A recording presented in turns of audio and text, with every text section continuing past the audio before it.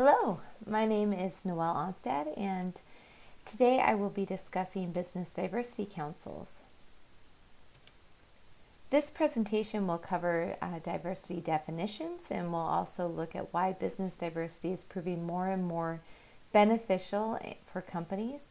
There's also some considerations that should be taken into account as businesses implement diversity councils. And additionally, I'll be covering challenges with diversity councils and best practices from businesses. Finally, I'm going to show you the different resources that I use to create this presentation, as well as maybe some other resources that might be beneficial for people investigating how to implement diversity councils within their divisions or their businesses. You will hear many different definitions for diversity and inclusion, and they vary from country and region. So one definition for diversity is the state of having people who are different races or who have different cultures in a group or organization. Oftentimes, people discuss diversity and inclusion together. So one definition of inclusion is the action or state of including or of being included within a group or a structure. Now, both diversity and inclusion present opportunities for businesses to hear the perspective of others, to respect and incorporate their ideas, and also to expand our thinking.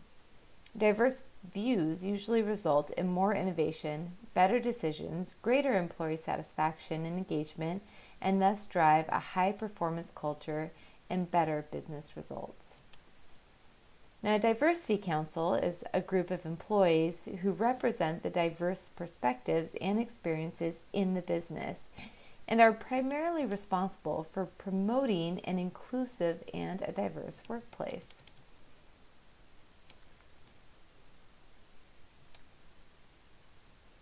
So now let's talk about why diversity. Here are some compelling quotes to support why diversity is good for business and why diversity has evolved into a business-driven strategic initiative. From McKinsey, Why Diversity Matters, companies in the top quartile for gender or racial and ethnic diversity are more likely to have financial returns above their national industry medians. That's pretty powerful, persuasive stuff for why a business should really care about diversity. And a McKinsey study found that among U.S. companies, there is a linear correlation between commitment to diversity leadership and increasing financial returns. This quote from David Livermore, a current diversity expert and author of Driven by Difference: diversity is not going away. These days, people are moving from everywhere to everywhere. Diversity is here to stay. And then a quote from The Economist: women have entered the workforce in huge numbers. Mass immigration has transformed Western societies. Encountering people with different ideas and perspectives can boost creativity. Additionally, there are 5 major business trends that influence organizations' focus on diversity and diversity councils. Today, employees are expected to work with team members, business partners, and customers around the world. So a global perspective and cultural competence are really imperative for businesses. Migration has also changed the face of today's workforce globally. Additionally, an aging workforce, the different generations that are actually in the workforce, and an increased demand for skills and education require organizations to rethink traditional methods of recruiting and then retaining employees. You can't just recruit for diversity. You need to figure out how you change your culture to retain and keep these diverse workforce so that the business benefits. Flexibility, cultural competence, and business acumen should be considered when organizations plan their workforce diversity strategies. Rapid technological advancements have increased access to information and global communication. A focus on diversity helps organizations design products and create a strategy to meet employees' and customer expectations for real-time availability of information and for the latest tools and systems. Increased regulations and media attention add new dimensions to organizations' global compliance requirements, such as anti-discrimination, emissions and environmental standards, pay equality, and privacy laws, things that we've been talking about in our ENMU Business 501 class with Dr. Green.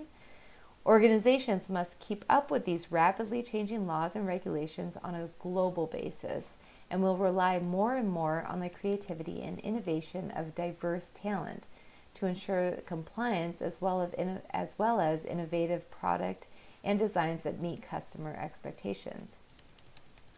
Now, in the midst of rapid globalization, some social, political, and economic differences emerge in communities around the world. Managing these sensitive topics and building a culture of inclusion within an organization will be challenging. However, with greater diversity awareness, leaders will be more prepared to handle these situations. Research shows that diversity is essential for competitive advantage. So if this is the case, what's taking so long? Well, business diversity councils will run into and be presented with challenges, and perhaps there is some uneasiness and discomfort that a business has to address head on. Here are some potential issues that need to be considered. Again, from Driven by Difference, diversity is sometimes used too broadly to include any kind of difference, such as differences in personality, skills, working styles, tenure, and thinking. But if diversity includes everything, it ends up really meaning nothing. And although diversity may seem very broad, organizations should ultimately create an environment where every employee is respected and given an opportunity to succeed. Here are a few quotes from The Economist. Too many companies fail to rethink their management styles as they open their doors to new groups. Employees need to trust each other if they are to produce their best work. And then companies will find it hard to make a success of diversity if they refuse to recognize that it brings challenges as well as opportunities. So let's discuss some of the challenges businesses may encounter with diversity programs. Diversity programs fail for several reasons. Now, an article from the Harvard Business Review highlights several failure points. There was a study performed on 829 mid-size and large U.S. firms found that mandatory diversity training led to significant decrease in Asian Americans and Black women representation because management naturally resisted strong-arming that they felt was being done by the businesses by mandatory training. So additionally, formal grievance systems that have been put into place reduce diversity across the across the board, primarily because they were meant to reduce biases in management. However, formal grievance systems normally leads to retaliation. So if these things don't work, what does work? Well, company diversity programs are more successful when they frame efforts more positively, really focusing on employee engagement and recruiting and mentoring so that you turn managers into really diversity champions. They're driving for this because it's successful and they feel the success. You build diversity bridges through self-managed project teams. You help increase contact through these groups, which are often more concentrated or isolated from the other different functions. For example, if you have an engineering staff and you have an accounting group, you want to make sure that as a team that you're looking to identify solutions to diversity problems, have members from both of those areas, engineering and accounting, which traditionally probably do not work in cross-functional teams. Also, cross-training increases employee exposure to the different groups. Now, social accountability and diversity task force promote diversity by allowing members to not only be part of creating the solutions, but then owning those solutions, bringing them back into their different groups and their different departments within the business, and really driving for these changes and being the spokespeople for the changes. How can diversity councils be incorporated into a business strategic plan? Well, let's look at maybe an example that is from an industry that I'm more familiar with. So here's a diversity initiative that was laid out in a successful industry model. In the top red circle, you have the local diversity council or the local diversity area, that's diversity initiative. First, there are the local diversity councils. They're focused on creating the right work environment for success. Diversity councils are the accountability of each business unit. They're also diversity councils handle mainly internal diversity projects, and their leaders are really led by managers. On the lower left are affinity groups, and they are typically started at the grassroots level. They focus on a specific diversity characteristic. They work on internal projects and are employee-led in general. So an example of an affinity group would be maybe a women's affinity group. So an example in my industry would be SWE, which is the Society of Women Engineers. So you have local engineers that start a SWE group and then promote that at the grassroots level and build that up. It's not a management-led initiative. It's really the employees implementing that. Now on the lower right are formal community involvement teams, and community involvement teams collaborate where external relationships are involved. So for example, there might be a group set up within the company that is a team for a United Way campaign, for example. Now overall, this industry model covers several aspects that any company can use to advance diversity successfully within their business.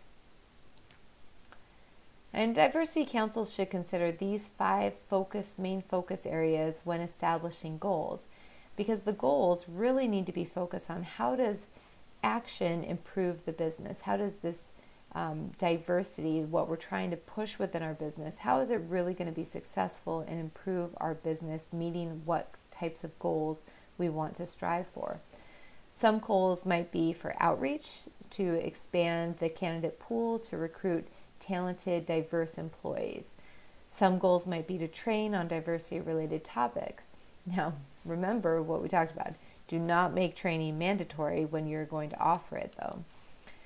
Councils may aim to develop careers to ensure that people's capability for the business success is obtained and further grown within the business.